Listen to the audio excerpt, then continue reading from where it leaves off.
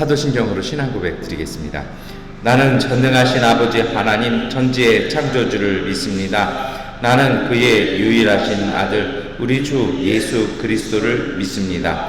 그는 성령으로 잉태되어 동정녀 마리아에게서 나시고 본디오 빌라도에게 고난을 받아 십자가에 못 박혀 죽으시고 장사된 지 사흘 만에 죽은 자 가운데서 다시 살아나셨으며 하늘에 오르시어 전능하신 아버지 하나님 우편에 앉아 계시다가 거기로부터 살아있는 자와 죽은 자를 심판하러 오십니다.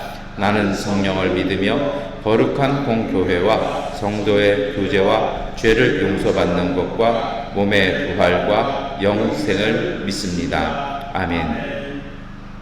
찬송가 423장 찬송 드리겠습니다.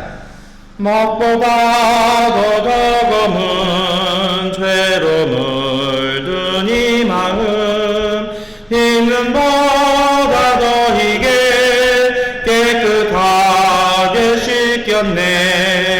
주의 보혈 흐르는데 믿고 뛰어나가 주의 은혜 내가 입어 깨끗하게 되었네. 모든 의심 걱정과 두려움이 사라져 슬픈 탄식 결하여 기쁜 찬송 되었네. 주의 보혈 흐르는데 믿고 뛰어나가 주의 은혜 내가 입어 깨끗하게 되었네. 세상 보기 영화와 즐겨하던 모든 것 주를 믿는 내게는 분토만도 못하다. 주의 보혈 흐르는데 믿고 뛰어나가 주의 은혜 내가 입어 깨끗하게 되었네. 나의 모든 법에는 저 천국에 쌓였네. 나의 평생 사랑은 주의 십자가로다. 주의 보혈 흐르는데 믿고 뛰어나가 주의 은혜 내가 입어 깨끗하게 되었네. 아멘. 요한복음 8장 21절부터 30절까지의 말씀 세번역번 성경으로 봉독해 드리겠습니다. 예수께서 다시 그들에게 말씀하셨다. 나는 가고 너희는 나를 찾다가 너희의 죄 가운데서 죽을 것이다. 그리고 내가 가는 곳에 너희는 올 수 없다. 유대 사람들이 말하였다. 내가 가는 곳에 너희는 올 수 없다 하니 그가 자살하겠다는 말인가? 예수께서 그들에게 말씀하셨다. 너희는 아래에서 왔고 위에서 왔다. 너희는 이 세상에 속하여 있지만 이 세상에 속하여 있지 않다. 그래서 나는 너희가 너희의 죄 가운데서 죽을 것이라고 말하였다. 곧 나임을 너희가 믿지 않으면 너희는 너희의 죄 가운데서 죽을 것이다. 그들이 예수께 물었다. 당신은 누구요? 예수께서 그들에게 대답하셨다. 내가 처음부터 너희에게 말하지 않았느냐? 그리고 내가 너희에 대하여 말하고 또 심판할 것이 많이 있다. 그러나 나를 보내신 분은 참되시며 나는 그분에게서 들은 대로 세상에 말하는 것이다. 그들은 예수께서 아버지를 가리켜서 말씀하시는 줄을 깨닫지 못하였다. 그러므로 예수께서 그들에게 말씀하셨다. 너희는 인자가 높이 들려 올려질 때에야 내가 곧 나라는 것과 또 내가 아무것도 내 마음대로 하지 아니하고 아버지께서 나에게 가르쳐 주신 대로 말한다는 것을 알게 될 것이다. 나를 보내신 분이 나와 함께 하신다. 그분은 나를 혼자 버려두지 않으셨다. 그것은 내가 언제나 아버지께서 기뻐하시는 일을 하기 때문이다. 이 말씀을 듣고 많은 사람이 예수를 믿게 되었다. 아멘. 네, 우리 요한복음 8장 말씀 함께 읽으셨는데 오늘 이 말씀은 어제 일어났던 사건에 이어지는 말씀입니다. 가늠하다 돌로 끌려온 여인을 성전에서 이게 여인에 대한 재판인지 예수님에 대한 재판인지 예수님의 출신 내력에 대한 그 어머니에 대한 판결인지 모를 그 사건이 벌어졌고 사람들은 일시 떠납니다. 그런데 거기가 성전이니까 사람들이 있잖아요. 그러니까 예수님께서 그 성전을 떠나지 않고 계속해서 가르치시는 것입니다. 그런데 오늘 이 말씀에는 어떤 것이냐면 사람들이 예수님에 대해서 이해하고 받아들이지 못한다라는 것입니다. 솔직히 요한복음 8장은 개인적으로는 정말 어렵습니다. 예전에 그 요한복음 원어 강독할 때 정말 머리를 쥐어 뜯으면서 봐도 아무리 봐도 이해가 안 됐던 적이 있습니다. 한국어로 번역된 성경도 오늘 이렇게 쭉 읽어보시면 이렇게 선뜻 눈에도 잘 안 들어오고 머리에도 안 들어오고 마음에도 잘 안 들어옵니다. 일단은 말이 어렵습니다. 왜 그럴까요? 여러분, 성경은요 의외로 굉장히 단순한 걸 지향합니다. 교회가 뭔가 이 권력을 얻고 잘못된 길로 빠져가면 그때부터는 말이 복잡해지고 설교가 어려워지고 교회 건축과 교회 여러 가지 것들이 복잡해집니다. 왜 그럴까요? 그것은 뭔가를 잘 설명해낼 수가 없기 때문입니다. 제대로 설명해내면 스스로가 무너지기 때문에 그때부터는 이리 피하고 저리 피하고 이것 없고 저것 없고 하다 보면 설교가 어려워질 때가 참 많이 있습니다. 뭐든지 그렇잖아요. 어떤 거든지 굉장히 잘 하시는 분들, 이런 분들 보면은 굉장히 단순하잖아요. 하시는 것들이 간결하고 단순합니다. 성서의 말씀들은 아주 단순합니다. 심지어 신약 성경에 쓰였던 이 그리스어도요, 그 시대의 초등학생 정도 수준이면 읽을 수 있는 언어로 쓰여졌던 단어입니다. 그런데 요한복음 8장 우리가 읽었던 21절부터 30절 말씀, 아니 요한복음 8장 자체가 왜 그렇게 말이 어려울까요? 그것은 이렇습니다. 오늘 내용 보면 예수님과 유대인들 사이의 대화입니다. 근데 예수님께서 뭐라고 그러냐면요, 21절부터 사람들에게 어떻게 보면 좀 시비를 예수님이 거시기도 하셨습니다. 뭐냐면 너희는 나를 찾다가 너희는 제 가운데 죽을 거라는 겁니다. 그리고 내가 가는 곳에 너희는 올 수 없다. 이게 무슨 얘기입니까? 너희와 나는 가는 곳이 다 다르다라는 것입니다. 그랬더니 22절에 유대 사람들이 뭐라고 얘기합니까? 아니 자기가 가는 곳에 오늘 우리가 갈 수 없다고 얘기하면 우리는 율법을 다 지켰고 하나님의 말씀에 온전해서 우리는 천국 갈 건데, 그럼 우리가 천국 갈 건데 자기가 가는 곳 갔다 할 수 없다 얘기하면 저 사람은 지옥 갈 것이고, 그렇다면 저 사람은 지옥 가는 가장 바른 그 지름길인 자살하겠다라는 이야기밖에 아니냐라고 이렇게 이야기를 하는 겁니다. 그러니까 어떤 얘기냐면요, 한쪽은 계속해서 이 A라고 얘기하고요, 한쪽은 계속해서 B라고 얘기하는 이 평행성이 계속 되는 겁니다. 예수님께서 그러니까 답답하시기도 하니까 23절에 뭐라고 얘기하십니까? 너희는 아래에서 왔고 나는 위에서 왔다. 이 말씀 정확하게 얘기하면 이거죠. 너희는 땅에 속한 사람들이고 나는 하늘에서 왔다. 그러니까 너희가 생각하고 이해하는 것과 알고 있는 것과 내가 이해하고 있는 것 자체가 다르다라고 이렇게 이야기합니다. 그것이 이제 23절 얘기고요. 그래서 예수님께서는 24절에 설명을 합니다. 뭐라고 얘기합니까? 내가 너희 가운데서 너희가 죄 가운데 죽을 것이라는 말은 나를 믿지 않는 너희는 죽을 것이다라는 말한다. 그러니까 무엇입니까? 유대인들은 자기들은 율법을 정말 잘 지켜서 천국 갈 거라고 생각을 했는데 예수님이 그게 아니라 하나님께서 나를 보내셨는데 하나님의 뜻이 나를 어기면 하나님의 말씀을 어기는 것이니 너희는 죽을 것이라는 것입니다. 이렇게 평행선을 달려오죠. 유대인과 예수님의 대화는 벽을 맞대고 있습니다. 그러자 답답한 것 같아요. 25절에 이 사람들이 묻습니다. 정말 당신 누굽니까? 라고 물으니까 예수님께서 다시 또 다른 벽을 얘기하시죠. 내가 처음부터 말하지 않았냐라는 겁니다. 나는 하나님께로 왔다라는 것이죠. 그래서 아버지는 정말 나를 보내시는 그분은 참되고 그 하나님의 진리를 따라, 이게 아람어의 어떤 표현 방식들이거든요. 그래서 나는 내가 마음대로 하는 것 아니고 이게 정당한 어떤 섭리 속에 이루어진다라는 이야기를 딱 합니다. 여기서 말하는 예수님이 말씀하시는 아버지는 하나님이시죠. 그런데 27절의 유대인들은 뭐라고 이해하는 거예요? 예수께서 아버지를 가리켜 말씀하시는 것이 하나님인 줄 몰랐다라는 겁니다. 그러니까 예수님은 계속해서 하나님을 염두에 두고 말한다라면 유대인들은요, 저 사람은 계속해서 갈릴리 나사렛에서 온 이상한 소문에 휩싸인 여인 마리아의 아들, 이렇게 지금 이해하고 계속 대화가 진행되고 있다는 것입니다. 여러분, 오늘 이 요한복음 8장이 이 복잡한 이야기들 사실은 한국어로 다시 풀어내는데도 제 말도 역시 어렵죠. 왜 이런 일이 벌어질까요?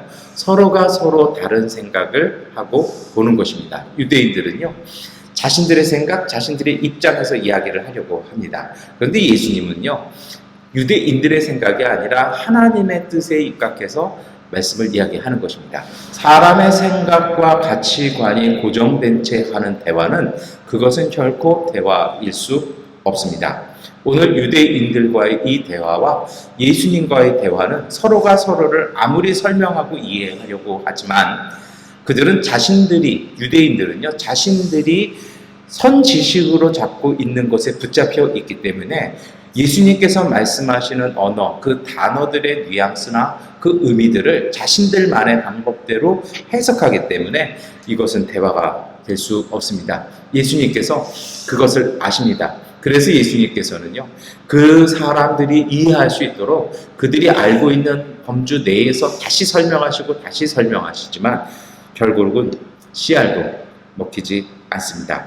여러분, 이런 와중에 예수님은 그들이 정말 목숨같이 여기는 말씀을 인용하기 시작합니다. 그것이 28절 말씀입니다. 함께 읽겠습니다.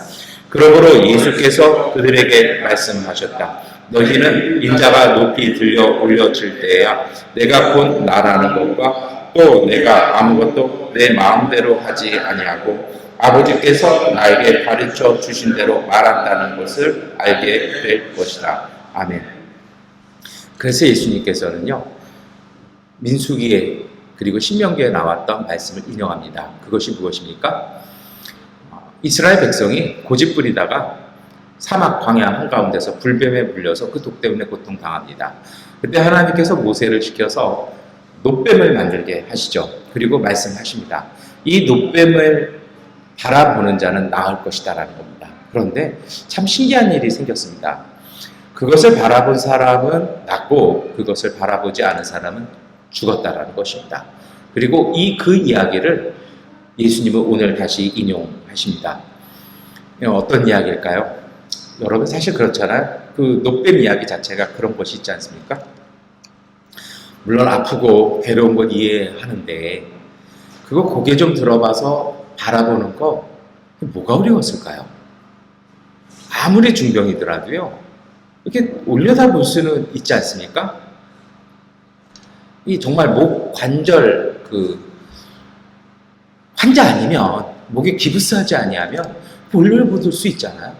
저는 사실 구약의 그 표현이 거기서 나온 것 같아요. 목이 뻣뻣한 자, 목이 꼿꼿한 자라. 허리가 꼿꼿하고 정신이 꼿꼿해야 되는데 목이 꼿꼿해서 그거 굳이 안 보는 겁니다. 다시 말하면요, 상대방의 말을 신뢰하지 않는다라는 것입니다. 오늘 우리가 하나님 앞에 나아가면서 그리고 예수 그리스도 앞에서 이 사순절 지내면서요, 우리가 가져야 될 것이 있습니다. 그것은 무엇이냐면 오늘 우리의 주장, 우리의 입장이 아니라 예수님의 말씀, 그리고 우리와 대화하고 우리와 만나는 사람들과의 대화와 관계 속에서 오늘 내 이야기만 주장하는 것, 그것은 결코 옳지 못하다라는 것입니다. 특별히 우리가 하나님 앞에서 기도할 때 예수 그리스도와 동행하면서는 더 중요할 것입니다. 예수님의 제자들이 그랬을 것 같습니다. 3년 동안 가르치시고 함께 하시면서 예수님은 3번에 걸쳐서 십자가의 순환을 이야기하십니다. 그러나 제자들의 머릿속에 생각하는 하나님의 나라는 권력을 쟁취하는 것이었습니다. 그리고 로마에서 해방되어서 다윗 왕조의 그러한 개국이라고 얘기할까요? 새로운 건국을 이야기했을 것 같습니다. 그것이 예수님 시대에 일반적인 사람들이 생각했던 하나님의 나라였습니다. 그리고 예수님께서 내가 말하고 내가 전하는 하나님의 나라는 그것이 아니다라고 이야기하셨을 때 제자들은 실망했고 그들 중에 하나는 예수를 팔았고 나머지 11명은 예수를 떠나갔던 것 같습니다. 여러분, 오늘 이 말씀, 예수님과 유대인의 이 대화를 이야기하면서요, 오늘 우리가 가져야 될 신앙의 그리고 기도의 제목은 우리의 마음과 우리의 생각에 집착해서 우리가 듣고 싶은 것, 우리가 알고 싶은 것, 우리가 얻고 싶은 것만을 마음속과 머릿속과 영혼 속에 가득 담고 하나님과 대화하는 것, 예수님과 대화하는 것, 성경을 읽어나가는 것은 마치 귀 막고 우리 혼자만 이야기하는 것 같다라는 것입니다. 오늘 예수님은 유대인들에게 말씀하십니다. 내가 높이 들려야 너희는 내가 하나님께로부터 왔다는 것을 믿게 될 것이다라는 이 말씀이요. 어떤 말씀일까요? 높이 좀 바라보라는 것이죠. 그러나 동시에 이것도 있습니다. 높이 들리는 것, 그것은 십자가를 이야기하는 것입니다. 유대인들에게 있어서 십자가는 가장 모욕적인 것이었습니다. 사람이 죽는데 공중에서 죽는 것은 저주받은 것이었습니다. 그 누구도 어떤 사람도 어떤 유대인도 하나님의 저주라는 형벌 속에서 죽어가는 사람이 하나님의 아들일 것이다라는 생각은 전혀 하지 못했습니다. 그래서 예수의 십자가는 멸시와 모욕의 대상이었던 것 같습니다. 그러나 놀랍게도 사람들의 일반적인 생각을 뒤집어서 가장 모욕스러운 자리, 그 수치스러운 자리를 통해서 하나님께서는 오늘 우리를 구원하셨습니다. 우리의 생각이 뒤집어졌고 유대인들의 종교적인 상식이 엎어진 사건이었습니다. 여러분, 하나님은 오늘 우리에게 어떻게 오실지 모릅니다. 하나님은 오늘 우리에게 어떻게 임하실지 모릅니다. 주님은 오늘 우리에게 어떻게 말씀하실지 모릅니다.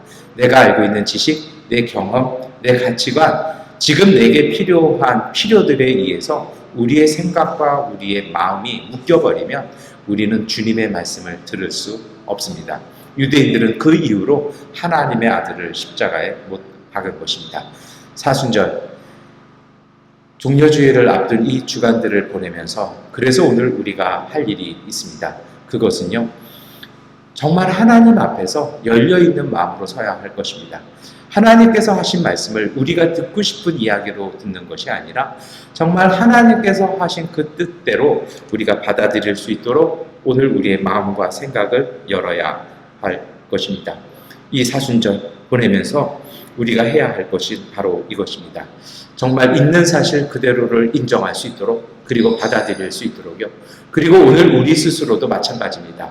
우리 스스로를 감추거나 높이거나 꾸미는 것이 아니라 우리 자신을 그대로 있는 모습 그대로를 받아들이고 하나님 앞에 고백할 수 있도록 내어놓는 자세, 그것이 바로 하나님 앞에서 예배의 모습일 것입니다. 이것이 어떻게 이루어질까요? 저는 그것이 예수님께서 우리에게 허락하신 성령께서 오늘 우리 안에서 이루시는 일일 것입니다. 그전에는 그것이 싫고 내 이야기, 내 생각에 꽉 차 있었지만 이제는 누군가의 이야기를 받아들일 수 있고 상대방이 하는 이야기 그 자체를 선입견 없이 들을 수 있고 하나님의 뜻을 온전하고도 순전하게 받아들일 수 있는 그러한 변화가 성령을 통해서 오늘 우리의 마음을 안에 우리의 영혼 안에 일어나는 것입니다. 여러분, 어떻게 해야 할까요?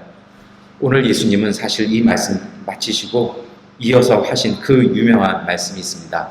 그것이 요한복음 8장 31절 32절 말씀입니다. 예수께서 자기를 믿은 유대 사람들에게 말씀하셨다. 너희가 나의 말에 머물러 있으면 너희는 참으로 나의 제자들이다.